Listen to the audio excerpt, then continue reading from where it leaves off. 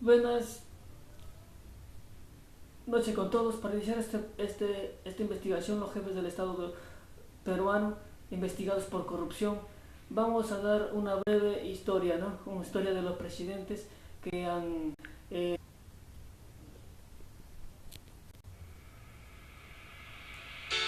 jefes del Estado peruano, de la República del Perú.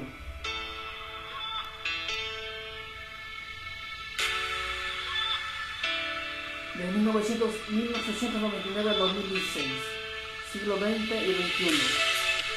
Tenemos por un lado a Eduardo López Romana, de 1900, Manuel Cardamo, 1903 a 1904, José Pardo y Barrera, de 1904 a 1908, Augusto de Leguía, 1908 a 1912,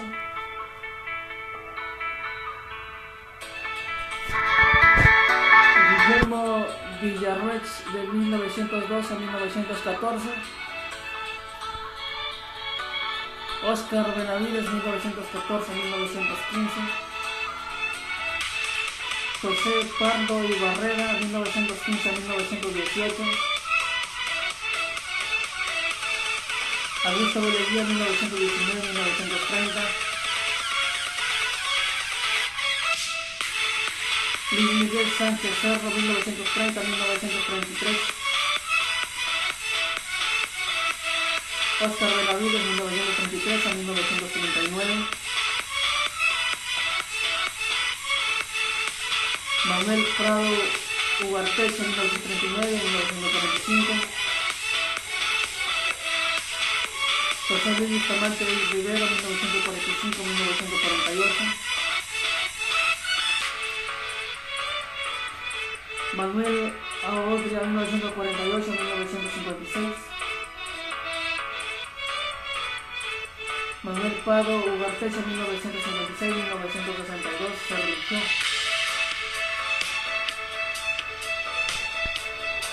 Junta Militar, Ricardo Pérez Gordi y Nicolás,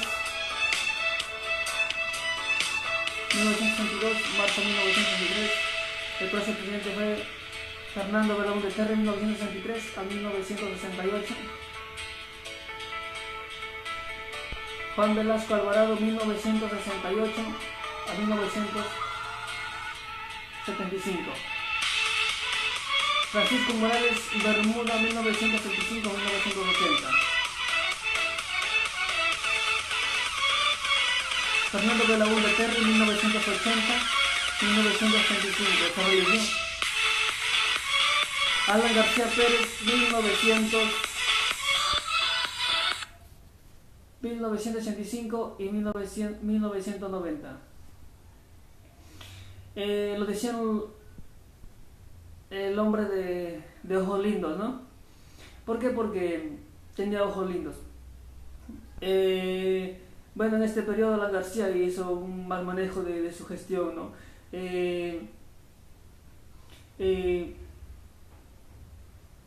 Hubo una crisis tremenda en el país interno, una lucha entre peruanos, el narcotráfico se había agravado, nos matamos entre peruanos, por ejemplo, ahí estaba la FARC, el Sendero Luminoso, el RMTA, movimientos que se levantaban, ¿no?, con armas, con apoyo del extranjero, financiados ¿por qué? Por el narcotráfico.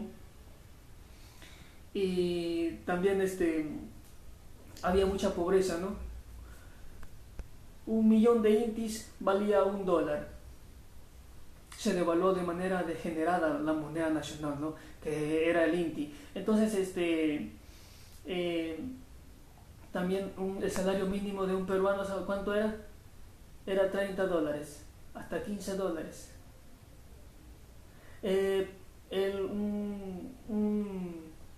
Un tarro de leche se quintuplicaba su valor normal de la noche a la mañana. Bueno, eso pasaba. Bueno, ¿no? De acá para adelante vamos a dar una historia ya con mi proyecto de investigación.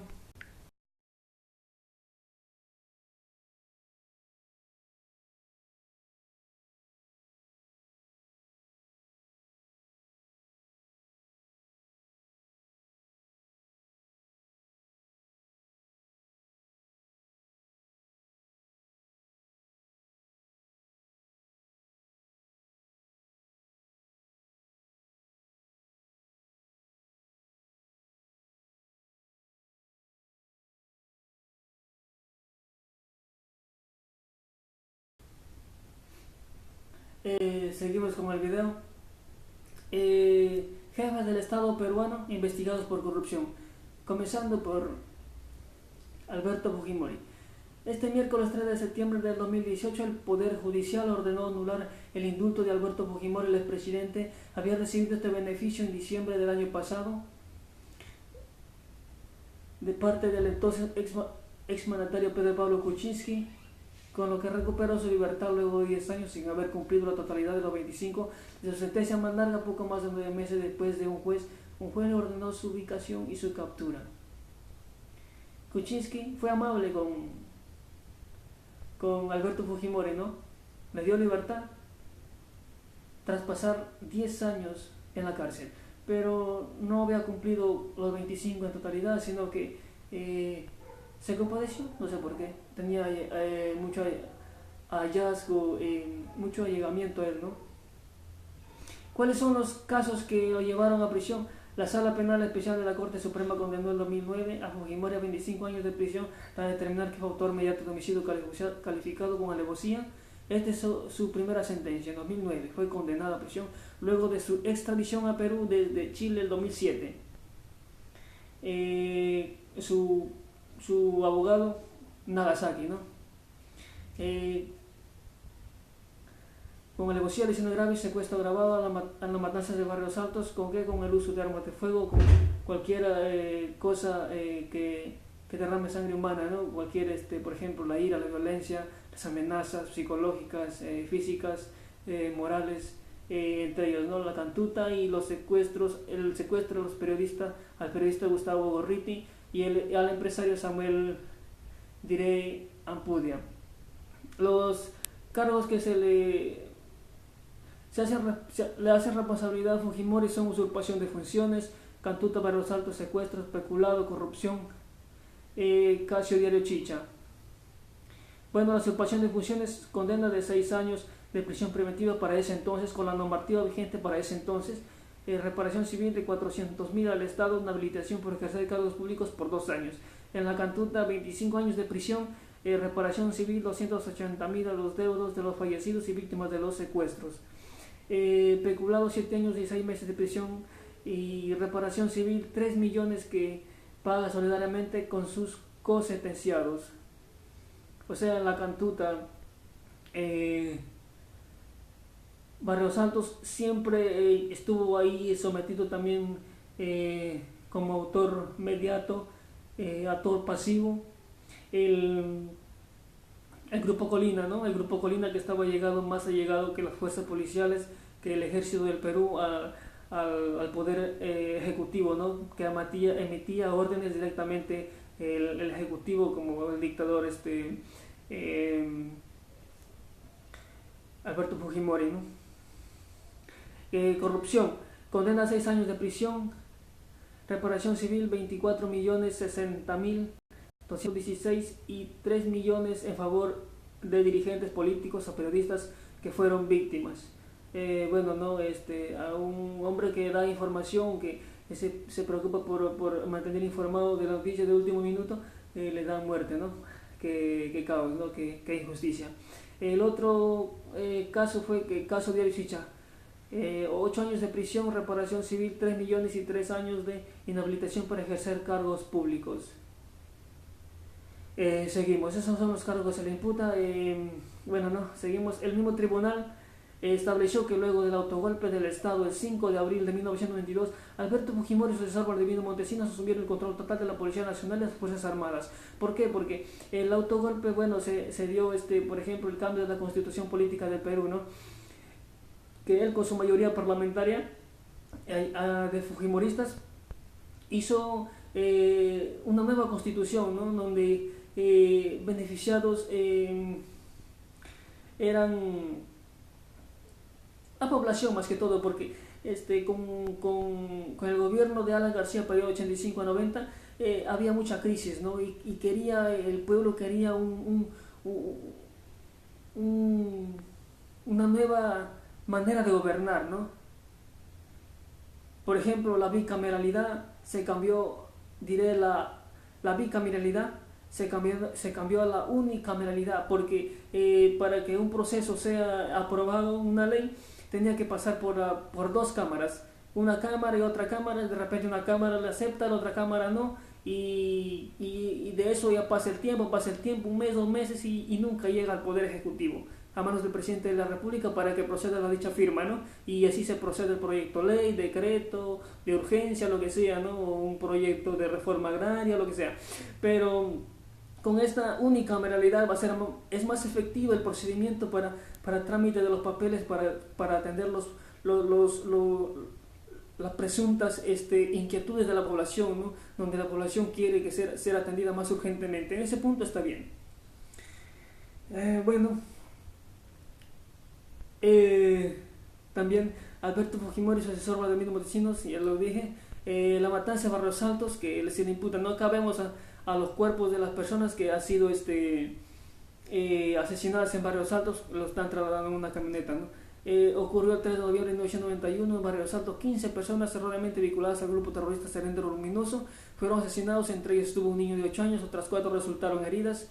Luego se identificó a los atacantes como miembros del grupo Colina. Como les reiterando, que el grupo Colina era un grupo que extorsionaba a personas, hacía matanza con alevosía, con violencia, en favor del Estado peruano, ¿no? Por el dictador Alberto Fujimori, un destacamento paramilitar formado por miembros de las Fuerzas Armadas.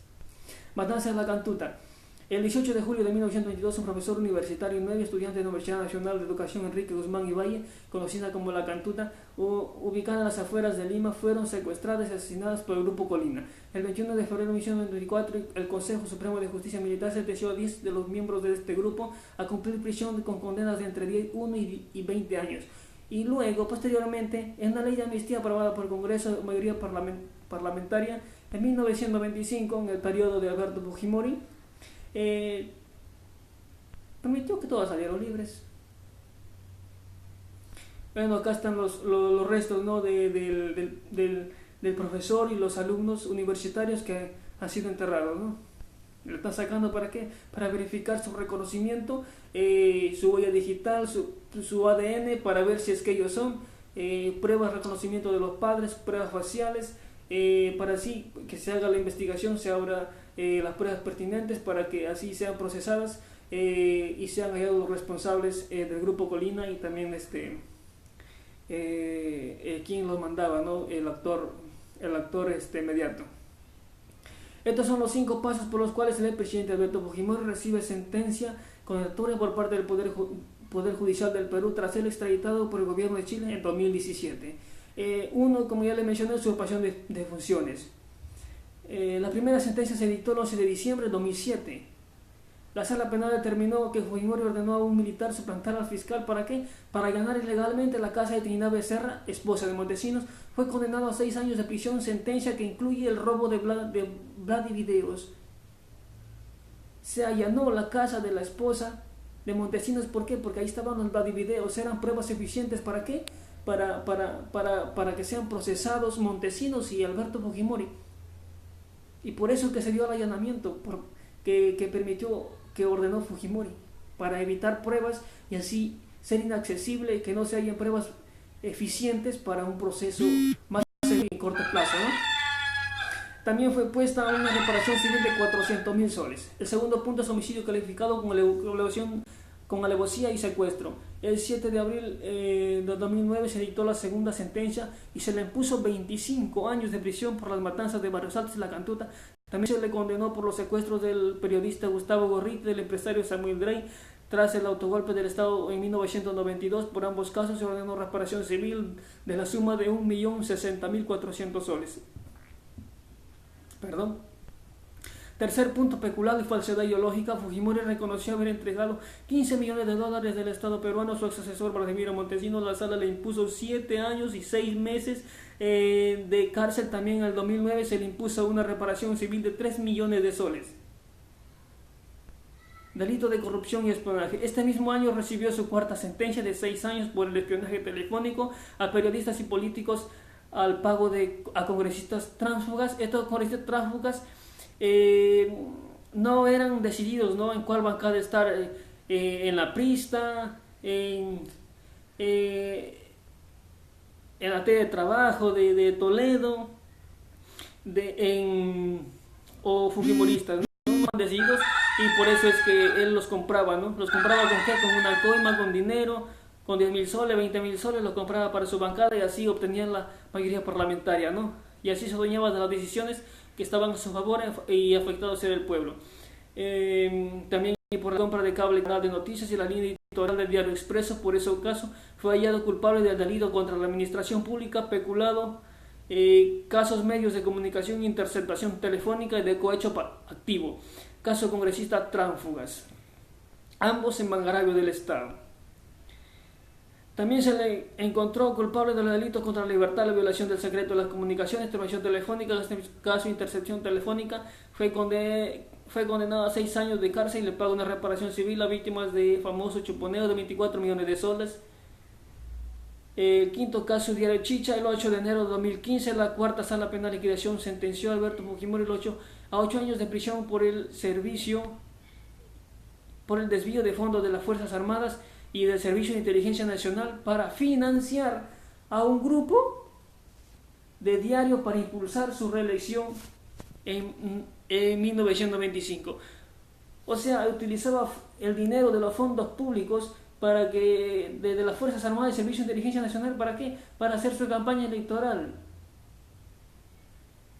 Bueno, sigamos. El 17 de agosto de 2016, la Sala Permanente de la Corte Suprema, presidida por Javier Villestein, declaró su inocencia en este caso y lo absolvió de la pena de 8 años. Bueno, en el caso de Alejandro Toledo, el Poder Judicial dictó el lunes 18 de abril de 2017 una nueva orden de prisión preventiva por 18 meses por el expresidente Alejandro Toledo en su periodo de gobierno 2001-2006. Esta vez el pedido fue por el caso Ecoteva, que involucra la creación de la empresa Oxford en Costa Rica para presumiblemente lavar dinero de origen ilícito. ¿Quién era dueño de esa empresa? Era su yerno, José Maimán, ¿no? En Costa Rica. Solo por Ecoteva la Fiscalía acusó del delito de lavado de activos al exmandatario y otros implicados con su esposa Elian Carr y el empresario José Maimán y el ex agente de seguridad Avi Dangond. En febrero de 2017 otra orden de prisión preventiva por 18 meses fue dictada en su contra. Esa tiene relación con el caso Odebrecht y se basa con los presuntos delitos de tráfico de influencia y lavado de activos. Según las investigaciones, Toledo recibió 20 millones de la empresa brasileña para otorgar la licitación del proyecto de la carretera interoceánica. Bueno, prófugo de la justicia. De estar en el país, Toledo habría sido capturado de forma inmediata y mientras un juez del estado extranjero en el que se encuentra no aprueba su captura, el expresidente podrá obligarse sin problema. La acusación por el caso Odebrecht fue documentada en el estado peruano y enviada al Departamento de Justicia de Estados Unidos para que un magistrado federal evalúe y apruebe la detención. Él está contento, profesor en la Universidad de Oxford en Estados Unidos, tiene varias propiedades a su nombre en California, ¿no? Con fecha 16 de julio de 2019, el expresidente fue arrestado por mandato de extradición en Estados Unidos, según informó el Ministerio Público. Esto es en el marco del proceso que le sigue por el presunto pago de coimas por más de 20 millones que recibió por parte de la empresa brasileña Odebrecht. En el caso de Toledo, nunca recibió dinero personalmente por la empresa en físico, ¿no? Sino que desembolsó en cuentas bancarias en la empresa de su yerno Maimán en Costa Rica, en las cuentas de David de Heredia, perdón, de su esposa Elian Carr y a la cuenta de él mismo, ¿no?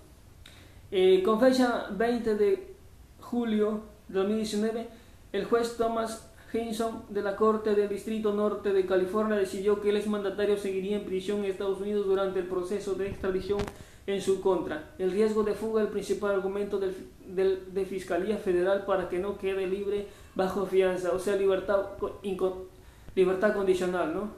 Libertad con restricciones. Con fecha 17 de agosto del 2019, Alejandro Toledo aseguró en un escrito enviado al juez Thompson Gibson, quien ordenó su detención en el marco del proceso de extradición en su contra, que no tiene la intervención de vivir fuera de Estados Unidos. ¿Para qué no quiere vivir fuera de Estados Unidos? Solamente en California, para que le den libertad bajo fianza, pero se le autorizó la libertad bajo fianza. Como aquí dice, el Tribunal Constitucional declaró infundado el recurso de habeas corpus que presentó la defensa del expresidente Toledo, o sea, su abogado, detenido en Estados Unidos, pero sí se aprobó esa libertad bajo fianza, pero Toledo tenía que desembolsar para ello $1 millón.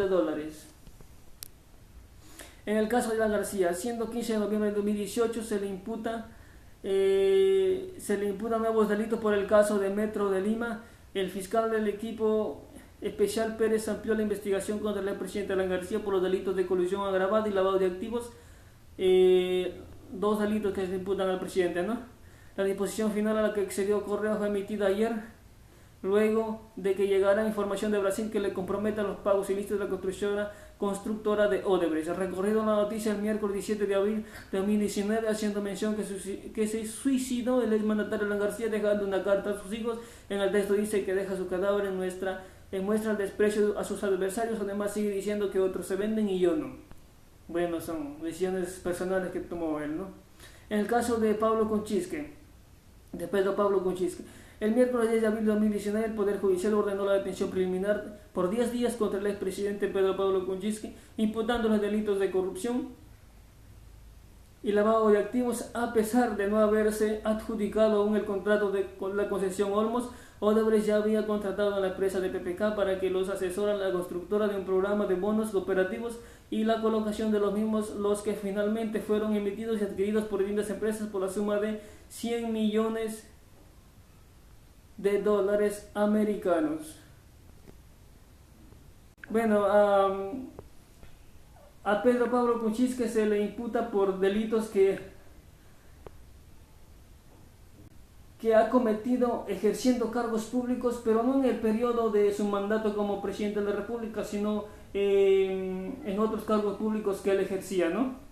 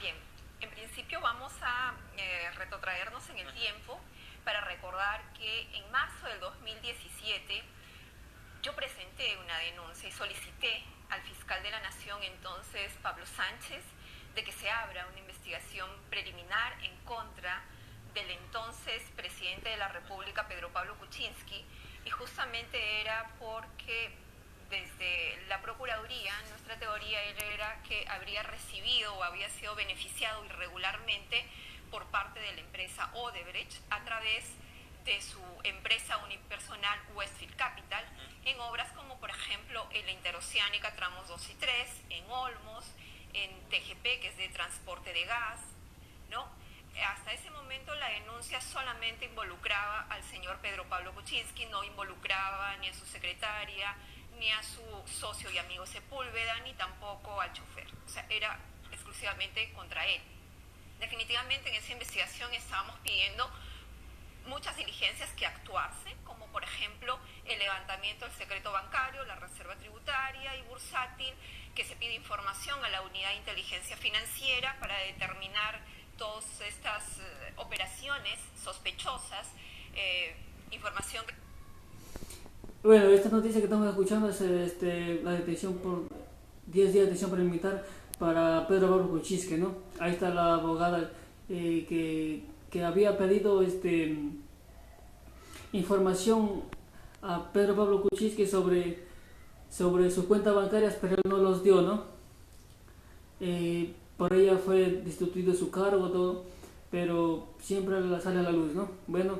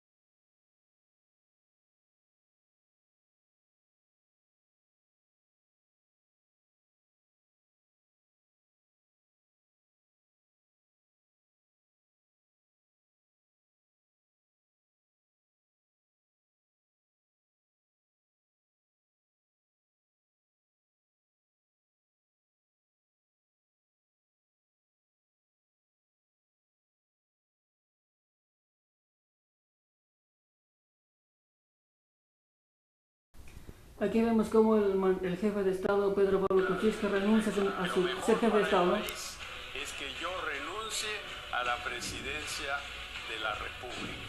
Proceder al trámite de la solicitud de renuncia del presidente de la República.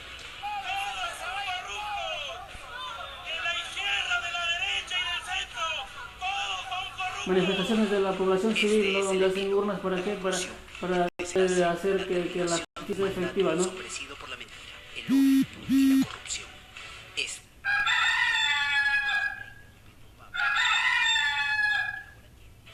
un impedimento de salida del país y deberá además afrontar una inminente investigación fiscal. Una investigación fiscal que para que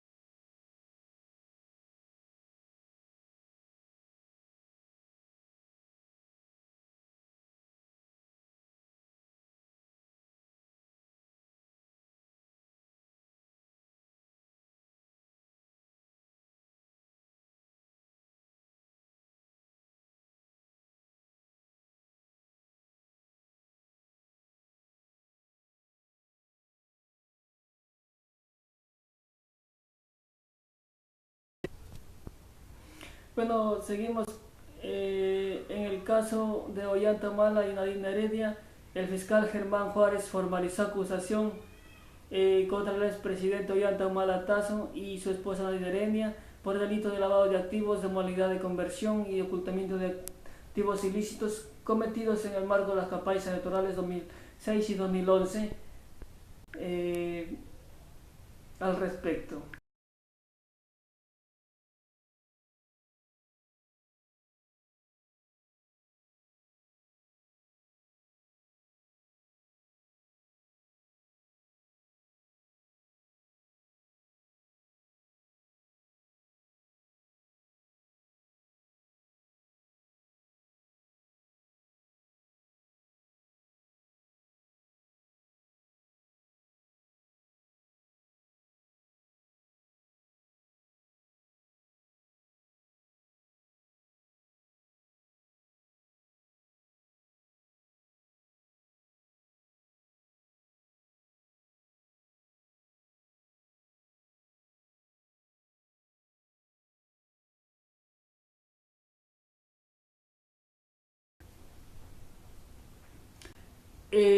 Bueno, Odebrecht desembolsó directamente para su campaña 3 millones de soles, ¿no? En sus manos le dio a Ollanta Humala y a Nadine Heredia. En una declaración de la empresa Odebrecht dice que en su agenda tenía OH descifrado 3 millones y tantos de moneda brasileña que equivaldría a $1.000.000, ¿no? Y aquí vemos cómo el expresidente Ollanta Humala y Nayib Bukele se someten a la justicia, ¿no? En esta foto.